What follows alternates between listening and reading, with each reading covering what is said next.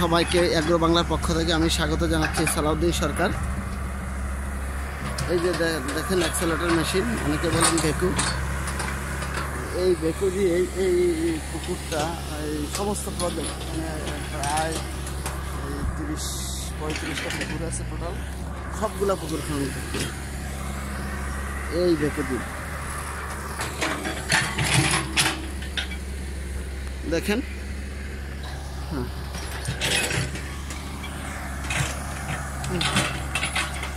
কারণ খুব অল্প সময়ের মধ্যে করানো যায়। কতটুকু হবে? 1.5 একর। এই প্রজেক্টটির এই পুকুরটির আয়তন প্রায় 150 শতক বা 1.5 একর বলা যায়। আর এটা আসলে বটম ক্লিন সিস্টেমে করতেছে। ওই যে দেখেন মাঝখান থেকে যে একজন ছবি তুলতেছেন, ওই যে বটম ক্লিনের ওইখানে আমরা চলেন তাইলে ওইখানে যাই, গিয়ে আমরা বটম ক্লিন সিস্টেমটা দেখে আসি। একটু খেয়াল করেন কিভাবে ঢালু করা হয়েছে পুকুরের পাড়গুলা। এই যে পুকুরের পাড়, এইখানে আবার আরেকটা বটম ক্লিন সিস্টেম হচ্ছে এবং দুটোটার মধ্যে কানেক্টিং করার ব্যাপারেও কাজ চলতেছে। এই যে দেখেন অবশ্যই এইভাবে থাকবে না, এটা আবার ভরাট করে ফেলতেছে। তবে এখান দিয়ে মনে হয় পাইপ দিয়ে একটা কানেক্টিংয়ের সিস্টেম তারা করতে পারে। একটার স্ল্যাশ আরেকটাতে নিবে, সেটার স্ল্যাশ আরেকটাতে নিবে, এইভাবে চক্রাকারে ঘুরতে থাকে, যেটাকে থাইল্যান্ডে বলা হয় অ্যাকোয়া বায়োমিমিক্রি।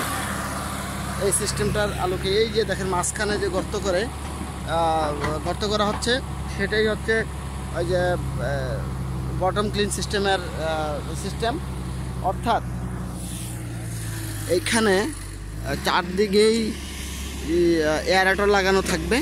সেই এয়ারেটরে যখন চালাবে তখন এটা ঘূর্ণনে পানিটা ঘুরতে থাকবে, ঘুরতে ঘুরতে চতুর্দিকের ময়লাটা মাঝখানে চলে যাবে এবং এইখান থেকে যখন মেশিন ওইখানে দেওয়া থাকবে, পার থেকে স্টার্ট দিবে, তখন স্ল্যাশটা মাঝখানে চলে আসলে ওইটা তুলে বাইরে ফেলে দিবে বা আরেকটা পুকুরে দিবে। এইভাবে কয়েকটা পুকুরে ঘুরতে ঘুরতে দেখা যাবে যে ওই স্ল্যাশটা সেটেল হয়ে যাচ্ছে, আর কোনো স্ল্যাশই থাকতেছে না।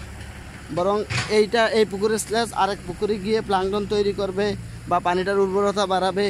এইভাবে স্ল্যাশটা বেশ কয়েকটা পুকুরের মধ্যে ঘুরতে থাকবে। তো এইভাবে স্ল্যাশটা থেকেও মাছের এখানে যে সমস্ত জো প্লাঙ্কটনের বীজ দেওয়া থাকবে, সেই সমস্ত জো প্লাঙ্কটনগুলো জন্ম নেবে এবং যার ফলে এখানে প্রোডাক্টিভিটি বেড়ে যাবে।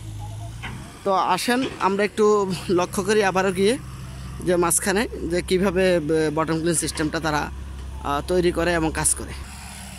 হ্যাঁ চলেন আমরা তাহলে মাঝামাঝি যাই। এই যে পুকুর পাড়, মাঝামাঝি যাব আমরা। আসছি আসলে আজকে ত্রিশাল বইলরে একটি প্রজেক্ট, এটা রিলায়েন্স অ্যাকোয়া ফার্ম, এটা ওনাদের নতুন সম্প্রসারিত একটা প্রজেক্ট। তো এখানে ওনারা আসলে পুরাতনটার চেয়ে এটার একটু আধুনিকায়ন করে করতেছে। প্রতিটা পারে পারে গর্ত করে পাইপ দিয়ে একটার সাথে আরেকটা সংযোগ, মোটামুটি আধুনিকায়নের ছোঁয়া বলা যায়। এই যে দেখেন বটম ক্লিন সিস্টেম দেখেছেন, দেখেন এই যে দেখেন একেবারে মাঝখানে এখানে যে মেশিনটা ফিটটা, অর্থাৎ যেটা দিয়ে ময়লাটা স্যাক করে বাইরে নিয়ে যাবে, সেই মেশিনটাই এটার মাঝখানটাতে বসানো থাকবে এবং পাইপ দিয়ে পুকুরের পাড়ে নিয়ে যাবে। যখনই খাবারটা দেওয়া হবে চতুর্দিকে দেখেন এমনভাবে এয়ারেটর ফিট করবে যে খাবারটা দেওয়ার ধরতে আধা ঘন্টার মধ্যেই বা 15 মিনিট পরে এয়ারেটরটা চালাই দিলে কি হবে, এমনভাবে করবে যে এয়ারেটরের পানিটা ধাক্কা দিবে একদিক থেকে, তো ওইটার সাপোর্টিং আবার পরের এয়ারেটরটা ধাক্কা দিবে। এভাবে পুকুরের চারদিকে এয়ারেটর ফিট করবে। তো যার ফলে হবে কি পুরাটা পুকুরের পানি একটা ঘূর্ণনের মতো হবে।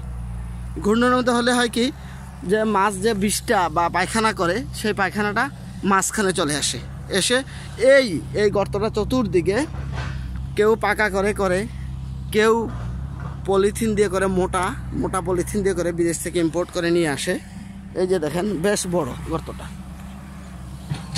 বেশ বড় তো করে, যার ফলে হয় কি গর্তটা আর ভরাট হয় না। তখন যখন ঘূর্ণনের ফলে যখন এই গর্তের মধ্যে ময়লাটা চলে আসে, তখন এয়ারোটা চালাই দিলে যখন চলে আসে তখনই মেশিনটা স্টার্ট দেওয়া হয়, এখান থেকে ছাক করে ময়লাটা নিয়ে বাইরে ফেলে দেওয়া, যার ফলে পুরা পুকুরের পানির পরিবেশ, পুরা পুকুরের পরিবেশ এবং পানির বায়োলজিক্যাল পরিবেশ অনেক বেশি হেলদি হয়ে যায়, একেবারে ক্লিন হয়ে যায়। যার ফলে এখানে বায়োমাস দেখা যায় সাধারণ পুকুরে যতগুলো রাখা যায় তার থেকে প্রায় 7-8 গুণ বেশি বায়োমাস রাখা যায়, কোথাও কোথাও 10 গুণও বেশি রাখতেছে। কারণ হচ্ছে আসলে মাছের যে বিষটা, এই বিষটার কারণে পুকুরে গ্যাস হয় এবং এখানের যে পানির যে ইন্টারমলিকুলার স্পেসগুলো আছে, এই স্পেসগুলো দেখা যায় গ্যাসে পরিপূর্ণ হয়ে যায়, গ্যাস থাকে, যার ফলে এখানে অক্সিজেন ঠিকভাবে থাকে না, হওয়ার সুযোগ পায় না এবং মাছও বেশি স্টক করতে পারে না। আর যদি মাছের বিষটাগুলো বাইরে ফেলে দেওয়া যায় বা প্রপারলি ফিডিং করা যায়, তাহলে এইভাবে করলে আমরা একই সাইজের পুকুরে আমরা অন্যান্য পুকুরের চেয়ে প্রায় 7 থেকে 8 গুণ বেশি মাছ ইজিলি, ইভেন 10 গুণ বেশি মাছ ইজিলি আমরা প্রোডাকশন করতে পারি। আপনারা যদি এই মুহূর্তে কেউ এই ধরনের টেকনোলজিকে নিজেদের পুকুরে নিয়ে আসতে চান, তাহলে আপনারা অবশ্যই বয়লরের এই প্রজেক্টটি, ময়মনসিংহ ত্রিশাল বয়লরের এই প্রজেক্টটি ভিজিট করতে পারেন। এই রিলায়েন্স অ্যাকোয়া ফার্মা করতে, রিলায়েন্স অ্যাকোয়া যেটা আছে হ্যাচারি আমাদের ব্রিটিশদার, এটা আপনারা ভিজিট করতে পারেন, করলে আশা করি উপকৃত হবেন। এবং এই পারগুলাতে এখানেও কিন্তু পলিথিন মুড়িয়ে দেওয়া হবে, কারণ এয়ারেটর যখন যত চলবে তখন পানির ধাক্কায় পার কিন্তু ভাঙবে। এইগুলাকে প্রতিরোধ করার জন্য চারদিকে এই এয়ারেটর ফিট করতে হবে, অর্থাৎ পলিথিন দিয়ে মুড়িয়ে দিতে হবে যাতে এই জিনিসটা যাতে না হয়। এই যে রিলায়েন্স অ্যাকোয়া ফার্মার, আসলে এখানকার রিতিশদার এই ফার্মটার টেকনিক্যাল ব্যাপারগুলো দেখতেছেন আমাদের এই দাদা। দাদা কেমন আছেন? হ্যাঁ আছি ভালো, আপনি ভালো আছেন? হ্যাঁ দাদা, আপনার পরিচয়টা একটু দেন। আমার নাম শান্তিরঞ্জন মজুমদার। আচ্ছা দাদা, এই যে মাঝখানের যে গোল চক্করটা যে করলো, এটার মানে কতটুকু আয়তনটা কতটুকু দিচ্ছেন চতুর্দিকে? এটা দেওয়া হয়েছে, এটার ব্যাস আছে আপনার 40 ফিট। 40 ফিট দেওয়া আছে, যদি আরো বেশি বড় দেওয়ার নিয়ম, কিন্তু আমার মাটি ক্যাপাসিটি, মাটির প্রকৃতিটা ভালো না, বেশি বড় দিলে আরো ডেপথ করতে হইব, অত গভীরে যেতে পারবো না, যেতে পারবো না। তবে আপনার মতে কি এটা মানে 50 থেকে 60 ফিট দিলে আরো ভালো? হয়তো ভালো। মোটামুটি এই পুকুরটার আয়তন কতটুকু দাদা? এই পুকুরটা আছে আপনার 120 ডেসিমেল। 120 ডেসিমেল। আর এটাও তো সেমই হবে না, এটা একটু বড় হবে? এটা আছে 200 ডেসিমেল। 200 ডেসিমেল। আচ্ছা দাদা, তবে আপনারা কি মনে করেন যে এটার মধ্যে যদি কেউ চাষ করে, সাধারণত 7-8টা পুকুরের সমান কি চাষ করা সম্ভব এই বটম ট্রেন সিস্টেম ফলো করলে? আমরা তো এখন এটা পরীক্ষামূলক পর্যায়ে আছি, আমরা এই বছর করলে বুঝতে পারবো। তবে আমরা যে যতটুকু নিউজ পাইছি, খবর পাইছি, তাতে অন্তত 5 গুণ মাছ করা যায়, করা হচ্ছে, ইজিলি করা হচ্ছে বর্তমানে, মানে 5 গুণ হচ্ছে স্বাভাবিকের চেয়ে। হ্যাঁ, তবে তাইলে দাদা আমরা বলতে পারি যে আমাদের যে এক্সিস্টিং যে পুকুরগুলো আছে, সবাই যদি এই পুকুরগুলোকে একটু আধুনিকায়ন করে, তাহলে আমাদের নতুন ধানের জমিগুলো নষ্ট করার প্রয়োজন নেই, তাহলে অনেক জমি বেঁচে যাবে। বরং আমাদের যে ফিশারি এরিয়া আছে বর্তমানে, হ্যাঁ, এর মধ্যে অনেক এরিয়া আমরা ওই ধান চাষে মুক্ত করে দিতে পারবো, ছেড়ে দেওয়া যাবে আরো। হ্যাঁ, তো দাদা এই যে আপনারা যে এইভাবে বাংলাদেশের মাছ সম্প্রসারিত হচ্ছে, আপনারাও হ্যাচারিও সম্প্রসারণ করতেছেন, তো সবখানে আমরা খালি ভালো পোনার অভাব এটাই শুনি, তো এই ব্যাপারে আপনাদের কি লক্ষ্য কি? ভালো পোনা, আমরা নিজেরাও তো আসলে পোনা প্রোডাকশন করি, হ্যাঁ, পোনা প্রোডাকশন করি। এখন আমরা বিভিন্ন সোর্স থেকে চেষ্টা করি ভালো মাদার ফিশ কালেকশন করার জন্য। এটা আসলে হ্যাচারিতে যত্র হ্যাচারি হয়ে গেছে অনেক, যা অনেকেই আছে মান নিয়ন্ত্রণ করে না বা করার চেষ্টাটাও করে না, বা অনেকেই আছে বুঝেও না যে কীভাবে মান নিয়ন্ত্রণ করতে হয় বা কোনটা ভালো কোনটা ভালো। অনেক হ্যাচারি আছে তারা চিন্তা করে যে ছোট মাছ থেকে পোনা করা, বিশেষ করে এই বিষয়গুলা ওই কার্প জাতীয় মাছের ক্ষেত্রে বেশি প্রযোজ্য। হ্যাঁ, ওরা মানে অতি মুনাফার জন্য চিন্তা করে, আর অনেকে আছে জানেই না। এখন আমরা যেটা বিভিন্ন সময় চেষ্টা করি, বিভিন্ন সেমিনার হলে বা এইসবে বলি, সরকারিভাবে অন্ততপক্ষে প্রত্যেকটা হ্যাচারিতে সরাসরি নজরদারি বাড়ানো দরকার। হ্যাঁ, প্রত্যেকটা হ্যাচারিতে সরাসরি নজরদারি বাড়ানো দরকার। এবং আরেকটা বিষয় হলো সরকারিভাবে আপনার পোনা মানে মাদার ফিশ সংগ্রহ করতে হবে। যেহেতু মাদার ফিশ মানে ব্রুড ব্যাংক করা দরকার সরকারিভাবে, কারণ মাদার ফিশটা তো আপনার যে কেউ চাইলে তৈরি করতে পারে না, অনেক প্রসিডিউর আছে। এটা যদি মাদার ফিশ ভালো মানের মাদার ফিশ থাকে, হ্যাচারিওয়ালারা ইজিলি কিনে নিয়ে আসবে। তাতে ওই সরকারি ফার্মগুলো যেগুলো আছে যারা লসের সম্মুখীন, তো এরা প্রফিটে। তবে দাদা আপনাদের বিরুদ্ধে একটা অভিযোগ হইলো, আপনারা যতটুকু চাহিদা আছে ততটুকু শোলের পোনা দিতে পারেন না। মানুষজন আপনাদের বিরুদ্ধে এটা নিয়ে আমাদের কাছে খুব অভিযোগ করে। এটা শোল আসলে একটা জটিল বিষয়। এটা পোনাটাকে বড় করতে হয় হাউসে, হ্যাঁ, পুকুরে নার্সিং করার কোনো সুযোগ নাই, হ্যাঁ, সুবিধাও নাই, কারণ এটা কয়েকদিন পরে পরে গ্রেডিং করতে হয়। জি, এইসব কারণে আপনার আমাদের ইনফ্রাস্ট্রাকচারের দিক দিয়ে কিছু সীমাবদ্ধতা আছে অনেক।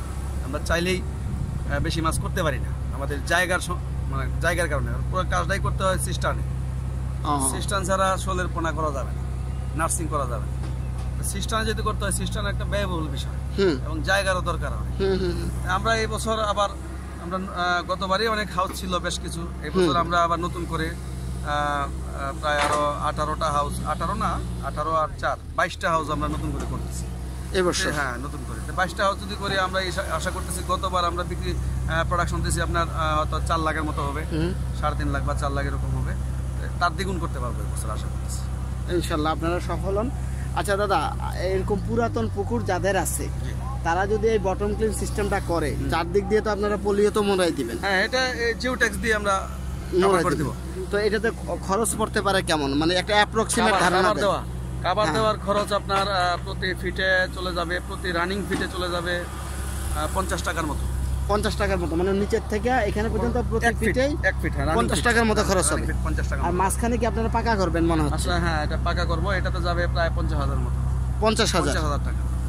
তাইলে তো আসলে মাঝখানেরটা বেশি একটা খরচ না, তবে চারদিকে কভার করে আনতে একটু খরচ হবে আপনার বেশ। এটা তো এরকমই যাবে, প্রতি ফিটে যদি 50 টাকার মতো যায়, হ্যাঁ, তাহলে আপনার ধরেন 100 ফিটে যাবে কত 5,000 টাকা। 5,000 টাকা। এই পুকুরটা মনে করেন যে হয়তো আপনার ওই 500 ফিট আছে। 500 ফিট আছে, 500 ফিট আছে, 500 না, ধরেন 1000 ফিট আছে। 1000 ফিট আছে। 1000 ফিট হলে এখানেও তো আপনার 1 লাখ, হয়তো 1000 ফিটে যাবে 50,000 টাকা। 50,000 টাকা। 50,000 1 লাখ টাকা যাবে। 1 লাখ টাকা। 1 লাখ টাকা। আর পুকুর যে তৈরি করা, ওয়ার্কার টর্কার আবি যাবে মিলে, এটা আরো 1 লাখ টাকা যাবে। এই 2 লাখ টাকা এক্সট্রা খরচ হচ্ছে। তার মানে 2 লাখ টাকা খরচ করলে আমরা এরকম 5 একরের প্রোডাকশন আমরা করতে পারবো। আসলে চমৎকার একটা আপনি একটা বাজেট দিলেন। আশা করি আমাদের ফার্মাররা এই ব্যাপারটা চিন্তা করবে। এবং সবচেয়ে বড় কথা কি দাদা, মানে হেলদি মাছ প্রোডাকশন হবে। হ্যাঁ, মাছ হেলদি হবে এবং মানে সব দিক থেকে মাছ সুস্থ থাকে। আমি মনে করি যে এই সমস্ত পুকুরে যে সমস্ত মাছ হবে এগুলোকে আলাদা ব্র্যান্ডিং করে বিক্রি করা উচিত। এটা বাইরে এক্সপোর্ট করা মানে নিঃসন্দেহে অনায়াসে এক্সপোর্ট করা। যত পরীক্ষা করুক এই মাছকে কোনো সময় ফেল করবে না, ফেল করবে না। হ্যাঁ, কারণ কি এখানে ওষুধপত্র ব্যবহার এবং এখানকার বায়োলজিক্যাল পরিবেশই থাকবে অন্যরকম। তো দাদা আপনাকে অনেক ধন্যবাদ, অনেক তথ্য দিয়ে সহযোগিতা করলেন। আশা করি আমাদের প্রচেষ্টা আপনাদের ভালো লেগেছে। তো সবাই ভালো থাকবেন, সুস্থ থাকবেন। আল্লাহ হাফেজ।